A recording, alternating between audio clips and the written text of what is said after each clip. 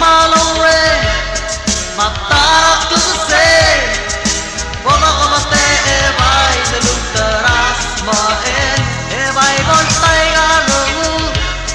e da gai ga seu al makti abal ware di imol vela golden agers ang maranja uves le o bang ko biwang le alo bang mamaran mare rangaka ondas mandiri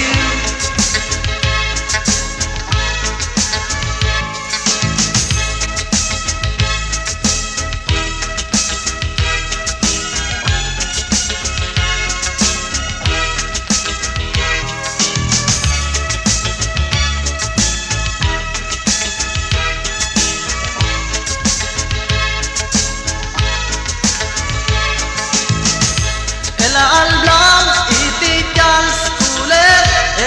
di mo pamaman sinyo panabis gorana mo yoray galbak radi mo murara losi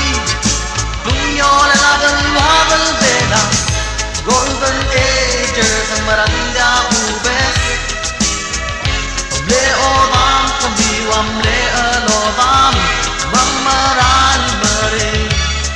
rangaka ondas mandiri